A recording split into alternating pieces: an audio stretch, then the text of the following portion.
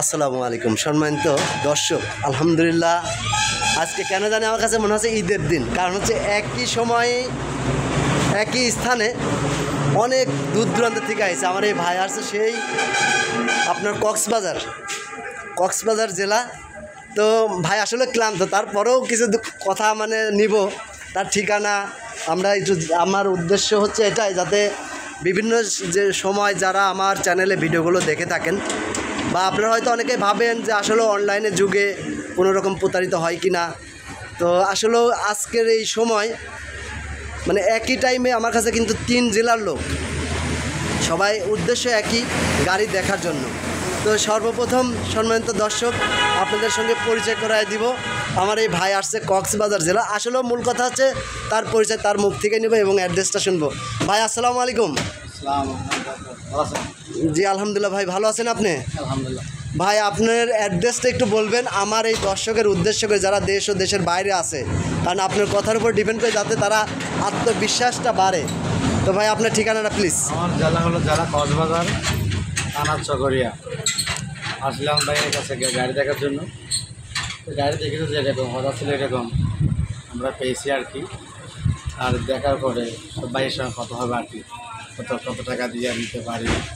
সম্মানিত দর্শক আলহামদুলিল্লাহ আমার ঠিকানাটা কুষ্টিয়া জেলা কুমারখালী থানা শহরে। ভাই আসছে কক্সবাজার জেলা চকরিয়া থানা। দুই ভাই আসছেন সেই গতকালকে সন্ধ্যা 6টায় রওনা দিচ্ছে। আজকে আমার কাছে আসছে হচ্ছে সকাল প্রায় 9টা।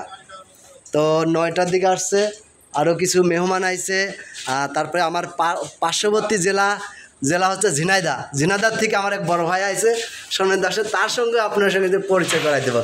আর এই ভিডিও আমার একটা বিশ্বাস ঝিনাইদার তহিদ ভাই দেখবে, বিদ্যুৎ ভাই দেখবে, দেখে এই ভাইরাও কবে যে সর্বনাশ হয়ে গেছিলে। না, আমার শখ ছিল ভাইয়ের সাথে দেখা করলাম, ভালো লাগলো।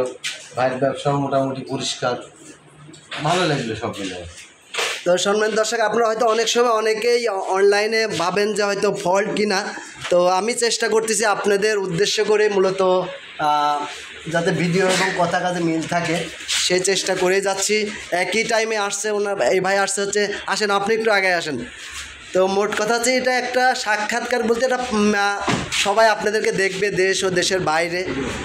সবাই যে এটা আত্মবিশ্বাস বা একটা কনফিডেন্স নিয়ে যে আমার কাছে গাড়ি পাওয়া যায় বা গাড়ি আছে, বা এসে আপনাদের কোনো রকম প্রতারিত বা কোনো হয়রানিমূলক এই ধরনের কোনো কিছু সিচুয়েশনে পড়ছেন কি না।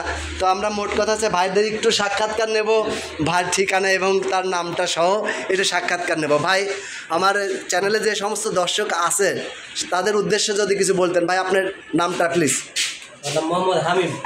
বাসা কোথায় ভাইয়া? বাসা চাঁপাইনবাবগঞ্জ। আমার অনেক ভালো ক্লায়েন্ট আছে বা আমার ফ্রেন্ড সার্কেল আছে ওইদিকে, আপনারা হয়তো সবাই দেখলে চিনবেন। তো সম্মানিত দর্শক এই ভাই মূলত আসছে গাড়ি দেখার উদ্দেশ্যে। আমি একটা গাড়ি দেখাইছি, এখানে আরও 2টা দেখতেছে। তো আপনার একই টাইমে 3টা পার্টি আসছে, এই জন্য আমি এই ভিডিওটা করতেছি। আপনাদের উদ্দেশ্য করে ভিডিওটা দিব এই কারণেই, যাতে বুঝেন যে না আসলে রিয়েল ব্যবসায়িক হলে পরে এখানে প্রতারিত বা কোনো হয়রানি হওয়ার কোনো সুযোগ নেই।